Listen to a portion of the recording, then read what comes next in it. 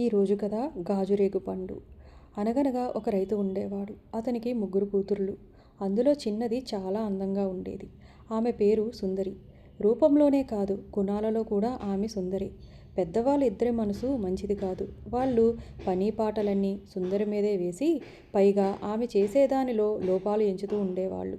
అంతేకాదు, అమాయకురాలైన సుందరిని పిచ్చిపిల్ల అని పిలిచేవాళ్ళు. ఏమన్నా సుందరి ఓర్చుకుని ఉండేది. ఒక రోజున తండ్రి సంతకు పోతూ కూతుళ్లను పిలిచి ఎవరికేం తెచ్చిపెట్టమంటారని పేరు పేరున అడిగాడు. పెద్ద కూతురు విలువైన మణిహారం కావాలంది. రెండవ కూతురు చక్కటి జరీ చీర కావాలంది. వీలును బట్టి నాకు వెండి పళ్ళెము, గాజురేగు పండు తెచ్చిపెట్టండి అని అంది సుందరి. తండ్రి వెళ్ళింది మొదలు ఎప్పుడు తిరిగి వస్తాడా అని అక్కలిద్దరూ ఆత్రపడిపోయారు. సుందరి మామూలుగా ఇంటి పనులు చూసుకుంటూ తల్లిని కనిపెట్టుకుని ఉంది. ఒక వారం రోజులకల్లా తండ్రి తిరిగి వచ్చాడు. అతను వచ్చినట్లు వీధిలో అలికిడి కాగానే అక్కలిద్దరూ తండ్రిని చుట్టేశారు. సుందరి మాత్రం తండ్రి దుస్తులు అందుకుని మంచినీళ్ళిచ్చి అతని క్షేమ సమాచారాలు కనుక్కుంది. తల్లి, నీవు కోరిన వస్తువుల కోసం చాలా తిరగవలసి వచ్చింది.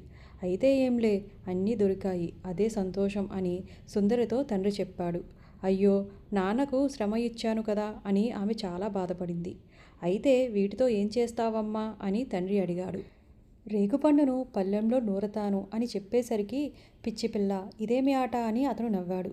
పెద్ద ఆమె మణిహారం వేసుకుంది. రెండవ ఆమె జరీ చీర కట్టుకుంది. అవి చూసుకుని వాళ్ళు మురిసిపోయారు. సుందరి వెండి పళ్ళెంలో గాజు రేగుపండు పెట్టి చిరునవ్వుతో అదే పనిగా నూరుతూ ఉంది. కొంతసేపటికి సుందరి పళ్ళెంలో ప్రపంచమంతా కళ్ళకు కట్టినట్లు కనపడింది. సింహాసనం మీద కూర్చున్న రాజు, సముద్రం మీద పోయే ఓడలు, పట్టణంలో మేడలు, ఒక్కటేమిటి అన్నీ స్పష్టంగా కనిపిస్తున్నాయి. వీటిని చూడటం ఒక ఆటగా పెట్టుకుని సుందరి ఆశ్చర్యపోయి ఆనందించేది. సుందరి ఇలా సరదాగా ఉండటం చూసి అక్కలిద్దరూ ఓర్వలేకపోయారు. ఆ పళ్ళెము పండు ఎలాగైనా కాజేద్దామని వాళ్ళకి దుర్బుద్ధి పుట్టింది. పెద్దక్క తన మణిహారానికి బదులు వాటినిమ్మని అడిగింది. చిన్నక్క తన జరీ చీరకు బదులు వాటినిమ్మని అడిగింది. సుందరి ఇద్దరికీ ఇవ్వనంది. అసూయకు తోడు అక్కలిద్దరికూ ఇప్పుడు సుందరి మీద కోపం కూడా పెరిగింది. ఇక మెల్లిగా అడిగి లాభం లేదు. ఆమెను చంపినట్లయితే ఆ వస్తువులు మనం సులువుగా చిక్కించుకోవచ్చు అని అక్కలిద్దరూ ఆలోచించుకుని కుట్ర పన్నారు. మరునాడు వాళ్ళు సుందరిని పిలిచి, చెల్లి, మేం పళ్ళు కోసుకురావటానికి తోటకు పోతున్నాము. అన్నీ మోయటం ఇద్దరి వల్ల కాదు, నువ్వురా అని పిలిచారు.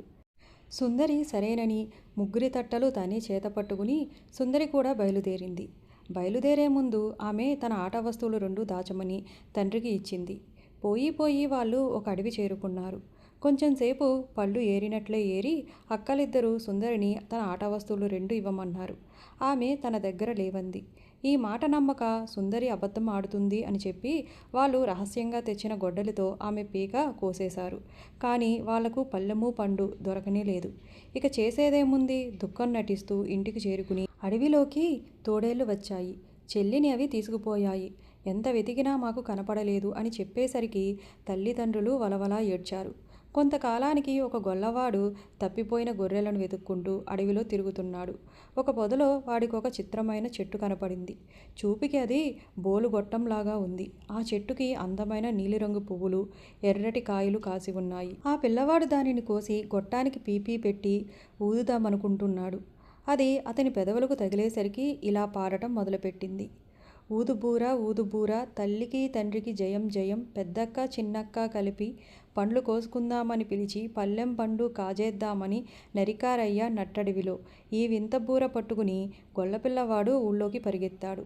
అందరూ గుమిగూడి ఆశ్చర్యంతో పాట వింటున్నారు. విన్నవాళ్ళంతా కూడా అయ్యో పాపం, ఎవరమ్మా చంపేసిన దుర్మార్గులు అని జాలిపడ్డారు. చివరికి ఈ వార్త రైతుకు తెలిసింది. అతను పాట విని కళ్ళ వెంట బొటబొట నీళ్లు రాల్చాడు. ఈ గొట్టం దొరికిన స్థలానికి తీసుకువెళ్ళమని గొల్లపిల్లవాడిని బ్రతిమలాడాడు. ఇద్దరూ కలిసి అడవిలోకి వెళ్ళేసరికి అక్కడ గొల్లవాడు గొట్టం కోసిన చెట్టు మొదలు ఇంకా పాడుతూనే ఉంది. రైతు ఆ మూడు తవ్వి చూసేసరికి తన 3వ కూతురు సుందరి నిద్రపోతున్నట్లుగా పడుకొని ఉంది. అతను వెక్కి వెక్కి ఏడ్చాడు. చెట్టి మొదలు ఈసారి పాట మార్చి ఇలా పాడింది. పెద్దక్క చిన్నక్క కలిసి పళ్ళు కోసుకుందామని పిలిచి పళ్ళెం పండు కాజేద్దామని నరికారయ్య నట్టడివిలో. నాన్న నాన్న నాన్న, రాజుగారి బావిలో జలము పట్టుకు వచ్చి చల్లావంటే నే లేస్తాను, తెలివొస్తుంది. ఈ పాట వినేసరికి లోకమంతా అక్కలిద్దరిని తిట్టిపోశారు. గొల్లవాడిని అక్కడే కాపలా ఉంచి తండ్రి తక్షణమే రాజుగారి దగ్గరికి వెళ్ళి సంగతి సందర్భాలన్నీ వారికి విన్నవించాడు. దానికి రాజుగారు, సరే, మా బావిలో నీళ్లు పట్టుకు వెళ్ళు, నీ కూతురు బ్రతికి లేవగానే మాకు చూపించమని ఆజ్ఞాపించారు. సంతోషంతో నీళ్లు తీసుకుని అతను అడవిలోకి పోయి కూతురు శరీరం పైన చల్లాడు.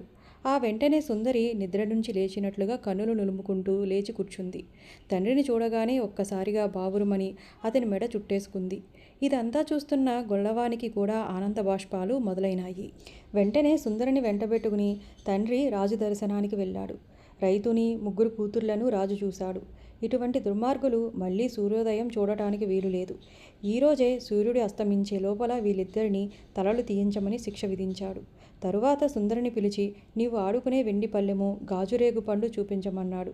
తండ్రి వద్దే ఉన్న ఆట వస్తువులు 2 పెట్టెలో నుంచి తీసి కూతురికి ఇవ్వగా ఆమె వాటిని రాజుగారికి బహుమతి చేసింది. రాజుకు ఆ పళ్ళెంలో కనీ విని ఎన్నో వింతలు కనపడ్డాయి. అంతటా కూతుళ్లతో సహా రైతు ఇక ఇంటికి వెళ్దామని రాజుగారి వద్ద సెలవు తీసుకోబోయాడు.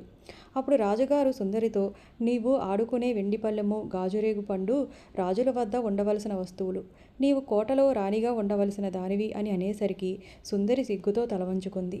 అయితే నాకొక్క కోరిక ఉంది. మా అక్కలిద్దరకు శిక్ష తప్పించండి.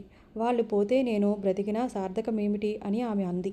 ఆమె ఔదార్యానికి మెచ్చుకుని రాజు శిక్ష రద్దు చేయించాడు.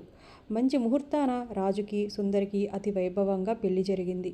అందరూ సంతోషించారు.